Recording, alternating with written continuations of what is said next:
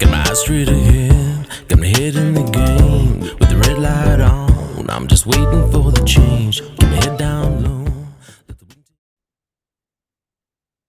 Hi, I'm Jay Fallon. Thanks for listening to The Slippery Slope.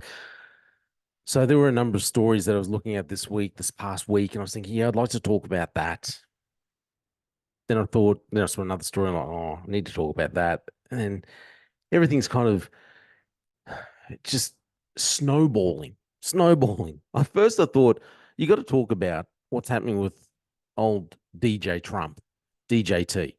The story about that porn actress, Stormy Daniels.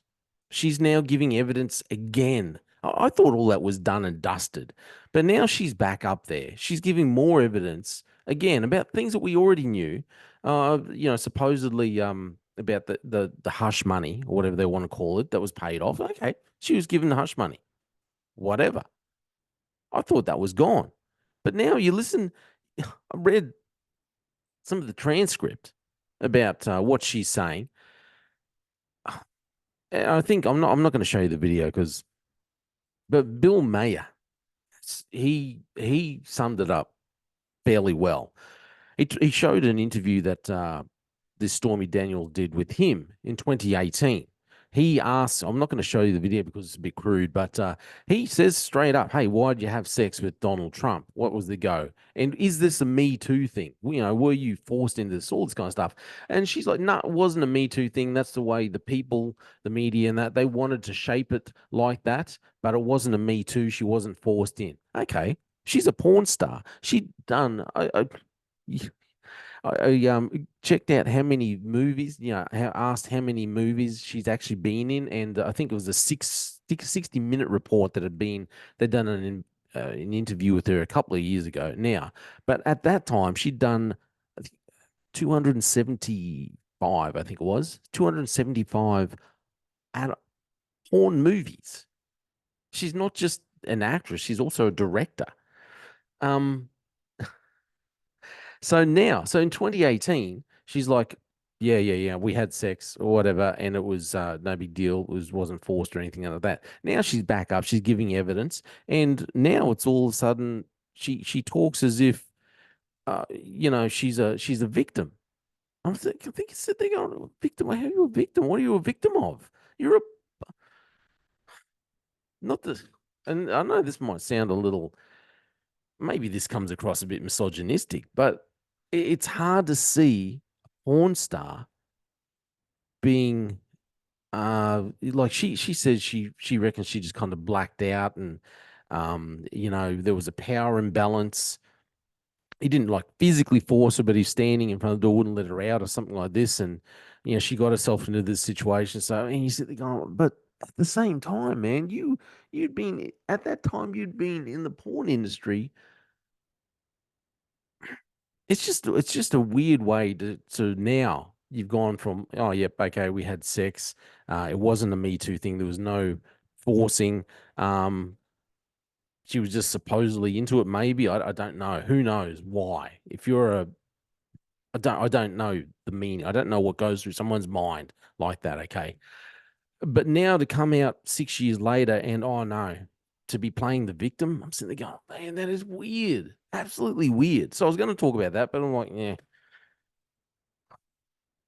who cares? And then another story comes up again to do with DJT and this Amber Rose. I didn't even know who Amber Rose was. She's supposedly some kind of model.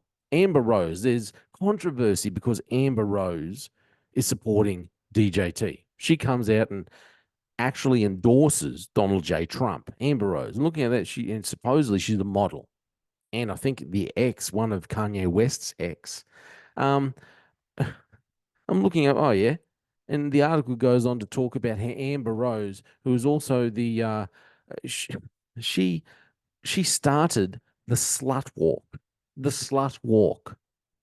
Now I thought, was this some style of walking? As in Run DMC singing "Walk This Way." This is the way you walk. Like, is there a certain way that Oh, so I don't even like saying, but anyway, that's what I'm sitting there going, what's the slut walk? And then it was actually like a march that people do, supposedly that empowers women and shows men that, we can dress any way we want. We can dress absolutely any way we want in public, and that does not give you the right to sexually harass. And I agree 100%.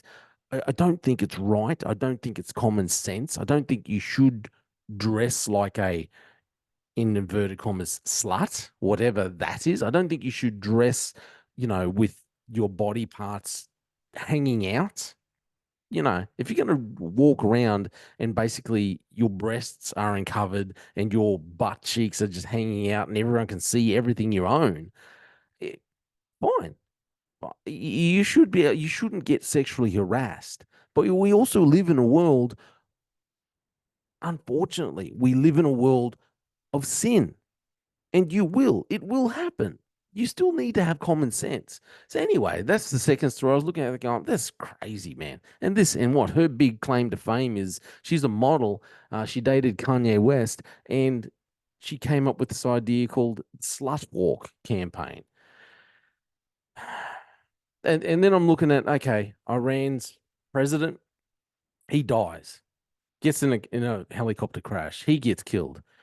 When it first happened, I thought, man, it is on like Donkey Kong. It is on. It's going. This is an escalation like you would not believe. And I 100% thought that Israel is going to cop the blame completely. Completely. Yep, it's on. And then it's like everyone just accepts. That's what it seems like. Everyone's just accepted. Oh, yep, old helicopter. It's crashed. Nothing more to see here. A few people were sad, supposedly. A lot of people seemed like they were happy in Iran. They were shooting off fireworks and like, oh yeah, no, nothing to see. It's all gone quiet. I'm scratching my head going, what is going on? Like every other time you see something happen in Iran, you always see people beating their chests in the street, shooting guns, crying, weeping, all the drama. But it's just like everyone just accepted, yep, he's dead. Oh yeah, looks like it was actually an accident, and there's nothing more about it. It's the strangest thing. It's a little too. It's a little too quiet. It's almost if. It's almost as if maybe okay. It's almost as if maybe someone within the Iranian government was actually behind it. Could that be the real reason why there's not more coming out about not much more of a big deal about it? I don't know. But anyway, so these are all the things that I was going through this weekly command. There's some strange things happening. Donald J. Trump he's just getting out there. I don't know what's going on with his campaign. Some of the stories that you see, you sit there going, the way the Democrats are attacking him, it doesn't even make sense. Are they just making up things? Because that's what it seems like. Uh, it seems like they're just making up charges to try and take him out. We can't beat him. We can't beat him. So we're just going to take him out with lies, lies and smoke screens. And then I came across and I thought I'd seen again another story, more stories coming up. And I thought this is the real news that's happening. This is what's really happening. And why on earth aren't more people talking about this? Because I can see this permeating throughout all of Western society. I can see this coming to Australia really quick. You see what's been going on with our online police. Our e-safety commissioner deciding that she's going to police the whole world, the internet for the whole world. And I was reading this story about what's happening in Canada. I thought this is going to move across the whole world. As soon as this comes into Canada, if it does definitely come in, which I reckon it will, as soon as it comes in, this will run around the whole world. So just read. There's a couple of different articles come up about. I was trying to look up what's the best one to show what it's actually all about. intriguing to say the least. But let's check this one out. New Liberal online harms bill to make online hate punishable up to life in prison. This is Bill C-63. It says the subheading says it aims to force social media user uploaded adult content and live streaming services to reduce exposure to online content deemed harmful. The issue, they come at it as if they're protecting children. So everyone has to agree because you've got to be standing up for the children. The weird thing is they want to protect the children in this way, but then when it comes to young children who have no idea what they're talking about, no idea about life, they will attack them and enable them to become quote unquote trans. They're fully supportive of that kind of garbage. Anyway, it's very mixed up, very screwed up. Ottawa, the federal government tabled its long-awaited online harms bill on Monday, which is already shaping up to become a delicate political battle over freedom of expression. Let's just go through the main points. So, Bill 63 aims to force social media user-uploaded adult content and live streaming services to reduce exposure to online content deemed harmful, to strengthen the reporting of child pornography to better address hate propaganda, and provide recourse to victims of hate online. So you have to agree. I mean, yep, okay, we need to strengthen the reporting of child pornography and to better address hate propaganda.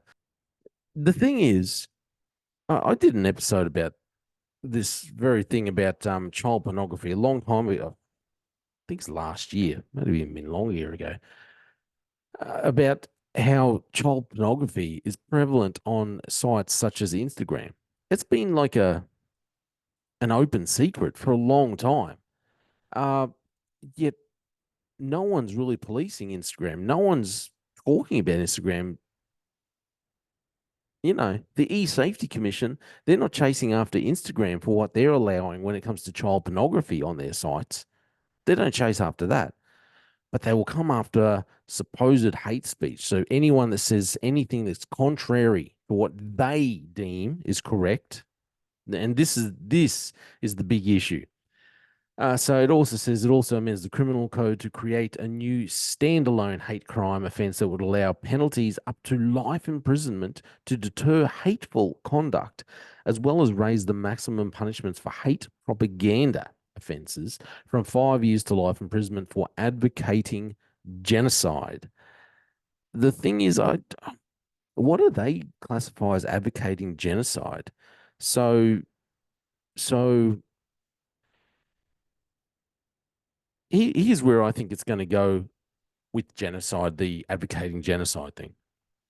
Uh, in the eyes of countries like the Canadian government, obviously South Africa, they will stand up and say, yep, Israel is currently attempting genocide. Attempting genocide. That's what they'll say. So if you're standing up and advocating for Israel, if you're voicing an opinion that is pro-Israel, well then you're advocating for genocide. That's the way they'll be shaping the argument. You're advocating for genocide because you're supporting Israel. So down here it says that harmful content is defined in the legislation as content that incites violence, that foments hatred, that incites violent extremism or terrorism, is used to bully a child, that sexually victimizes a child, that induces a child to harm themselves. I wonder, induces a child to harm themselves, is that going to include people like counselors at school or teachers that would be encouraging people to go down the transgender pathway? They're inducing a child to harm, surely. So would that include them? The thing is, they support governments like the Canadian government actually support that kind of rubbish. In the last part, or intimidate intimate content communicated without consent. The bill also creates a new digital safety commission. You know, the e-safety commission here in Australia. So it also creates a new digital safety commission, which will be responsible for enforcing rules and holding online services accountable, as well as a separate digital safety ombudsperson, which will support and advocate for users and make recommendations to social media services and the government. Where are they going? Or are they going to have, this two-tiered system where naturally, well, counselors and teachers or anyone that would be counseling a young child who was actually a girl, he's a boy, but oh no, he's actually a girl now. Well, no, that's okay. We can support that. A girl who's now a boy, that's okay. We can support that because we'll get right behind the transgender movement. But anything else, well, no. So they'll have the system where, if you're openly wanting to be trans and support young children and trans, well, that'll be fine. But if you're supportive of Israel or something like that, well, that's not going to be fine. Or if your idea, or if you go up and talk things about the Bible and say things that people don't like, and people will say, well, this is hate speech, we'll classify that as hate speech. Well, then you're going to be running the risk of being sentenced to life imprisonment. And do you think it's any coincidence that they're creating a digital safety commission? Australia has just been the guinea pig for this commission. I think we're going to see a lot more, at least in Western countries, of these digital commissions being set up. They will be colluding together to change what they consider to be hate speech, to clamp down hard on what they consider to be hate speech. And what they consider to be hate speech will be anything that they do not agree with, anything that goes against the narrative that they are trying to sell. The narrative of the WEF, anything that goes against the WEF, anything that goes against globalization, anything that points out the contradictions of our modern Western society, well, then that'll be classified as hate speech by our newly formed Global Digital Safety Commission. I think that's where we're going. That's just my opinion. Let me know what you think. I'm Jay Fallon. Thanks for listening to The Slippery Slope. They just fuel a desire that will take me higher. I'm on fire because nothing's gonna bring me down. Nothing's gonna bring me down. Nothing's gonna stop me now. No more deals to be done. No more selling out my soul just to focus on the goal. Nothing's gonna stop me now. Nothing's gonna hold me down. Got my eye on the prize. Gonna set it